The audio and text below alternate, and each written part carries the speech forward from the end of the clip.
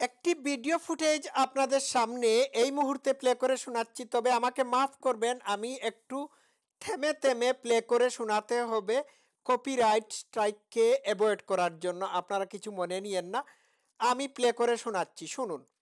হাসিনা যে বদনাম করালো এই লোকটা, এই লোকটার নাম কি? এটা কে? উনি উনি একজন শিক্ষক। তাজুল ভাই, আমার মনে হয় আমিও শিক্ষক, আমি শিক্ষকদের শিক্ষক। ওকে, আমি বলছি এখন পদ্মা সেতু, rail line, metro rail, elevated expressway, third terminal, Hatirjheel প্রকল্প, পূর্বাচল 300 ফিট, উড়াল সেতু নির্মাণ। আচ্ছা, একটু থামলাম। তার আগে আমি একটু পরিচয় করিয়ে দেই। উনার নাম হচ্ছে তাজুল ইমাম। উনি হচ্ছেন বীর মুক্তিযোদ্ধা। আমাদের এই ভয়েস অফ ফ্যাক্টে আমি উনার সাথে লাইভ করেছিলাম। ঠিক আছে, শুনুন ওনার পুরা বক্তব্যটা। বঙ্গবন্ধু যমুনা সেতু, যমুনা রেল সেতু, সমুদ্র সীমা বিজয়, বঙ্গবন্ধু স্যাটেলাইট, রূপপুর পারমাণবিক বিদ্যুৎ কেন্দ্র, Karnaphuli tunnel, Cox's Bazar rail line, Cox's Bazar আন্তর্জাতিক বিমানবন্দর, ঢাকা ও চট্টগ্রাম এক্সপ্রেসওয়ে, দায়রা বিদ্যুৎ কেন্দ্র। আচ্ছা, আপনারা দর্শক শ্রোতারা, উনার এই শেখ হাসিনার আমলের উন্নয়নের ফিরিস্তি শুনে কি ক্লান্ত হয়ে যাচ্ছেন? শুনুন আরো। রামপাল বিদ্যুৎ কেন্দ্র, মাথারবাড়ি তাপ বিদ্যুৎ কেন্দ্র, 119টি বিদ্যুৎ কেন্দ্র স্থাপন, পায়রা সমুদ্র বন্দর, 100টি ইকোনমিক জোন, 560টি মডেল মসজিদ, 1681টি মাদ্রাসা ভবন নির্মাণ, কওমি মাদ্রাসার স্বীকৃতি, উন্নয়নশীল দেশের উন্নতিকরণ, রোহিঙ্গাদের আশ্রয়দান, সমস্ত দেশকে রেলওয়ের আওতায় আনার উদ্যোগ, ফ্লাইওভার নির্মাণ, মহাসড়কগুলোকে আরো শুনতে চান? আরো শুনুন। 4, 6 ও 8 লাইনে উন্নীত করা, এশিয়া হাইওয়ে রোড প্রকল্প, ঘরে ঘরে বিদ্যুৎ, ফ্লাইওভার, নদী ভাঙ্গন রোধ, শ্রমিকের মজুর বৃদ্ধি, বয়স্ক ভাতা, মাতৃত্বকালীন ভাতা, বিধবা ভাতা, মুক্তিযোদ্ধা ভাতা, শিক্ষা ভাতা, প্রতিদ্বন্দ্বী ভাতা। আচ্ছা, তার আগে আমি আরেকটা কথা আমি আপনাদেরকে বলে দিচ্ছি।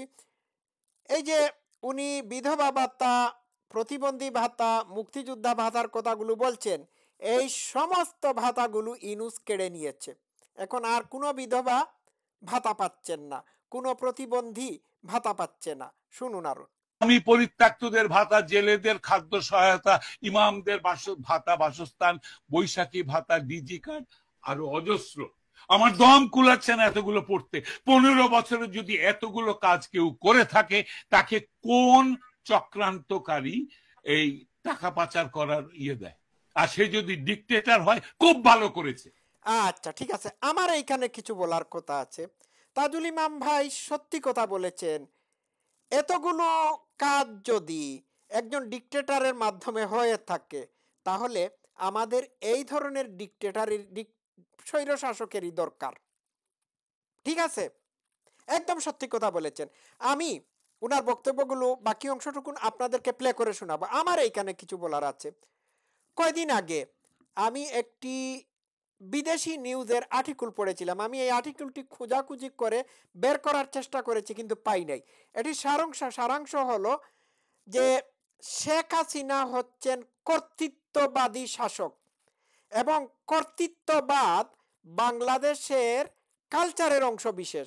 সুতরাং কর্তৃত্ববাদী শাসন বাংলাদেশে কোনো অপরিচিত জিনিস না, অপরিচিত টার্ম না। It is a part of our culture. আমরা মা বাবাদের শাসনের মাধ্যমে বড় হয়েছি। স্কুলে, মসজিদে, মাদ্রাসায় আমাদের শিক্ষকদের কর্তৃত্বের অধীনে থেকে আমরা শিক্ষা লাভ করেছি। বাংলাদেশে এটি নতুন কোনো কিছু না, it is a part of our culture. এই কথাটি আমি একটা আর্টিকেলে পড়েছি। সুতরাং কর্তৃত্ববাদী শাসন এইগুলোর সাথে আমরা অপরিচিত না। আমাদের ফ্যামিলি থেকে আমরা কর্তৃত্বপরায়ণতার বেড়াজালে বন্দী ছিলাম। ঠিক আছে, it is part of our Bangladeshi culture. আচ্ছা, গেল এটা। আমি এটি খারাপ কি ভালো সেটি বলবো না। একটা কথা মনে রাখবেন, যেমন তেমন মুগুর। যে বাংলাদেশের মানুষ যেরকম, সেই রকম একজন শাসকের দরকার। আপনাদের কিসের গণতন্ত্র, কিসের বাক স্বাধীনতার দরকার, কিসের এইগুলোর দরকার? কিসের জন্য আপনারা মনে করে থাকেন? কিসের জন্য মনে করে থাকেন? ইউনূসের আমলে কি এইগুলো আপনারা পেয়েছেন? না।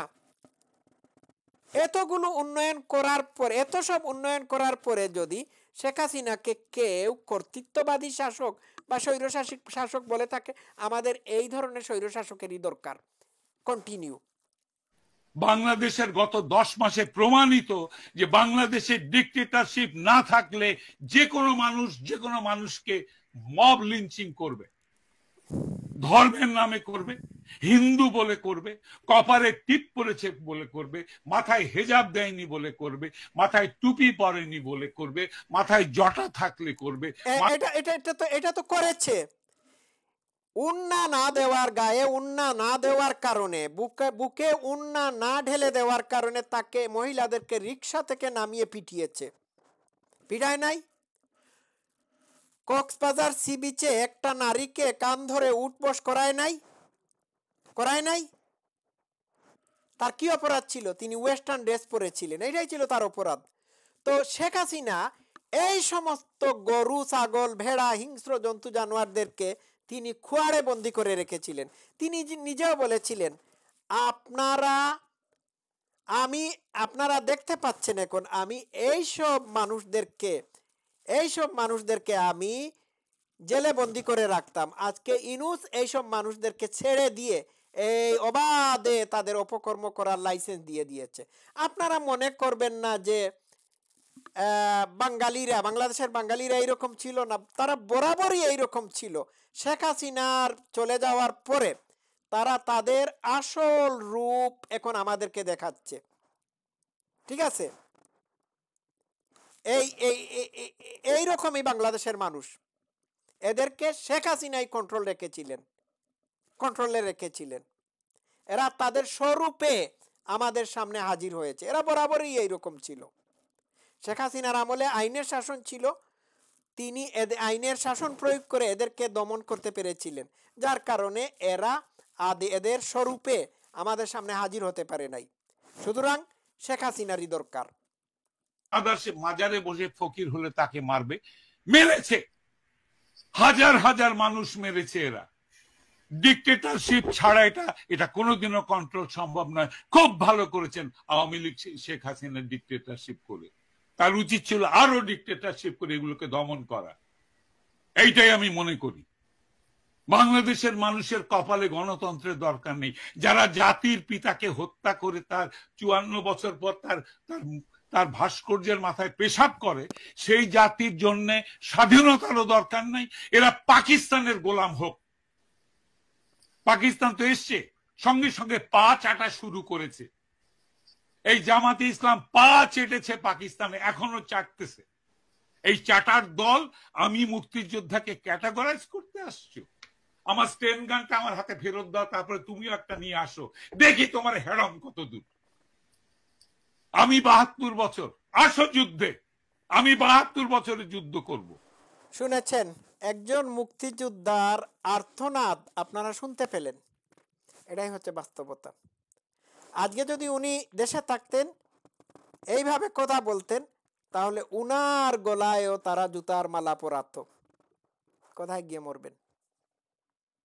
স্যালিউট তাজুল ইমাম আপনাকে। আমি গর্বিত আপনার সাথে একদিন লাইভ করেছিলাম। আমাদের একেবারে মনের কথা উনি বলেছেন। ঠিক আছে, আজকে এই পর্যন্ত থাকুক। সবাই ভালো থাকবেন। Love you all.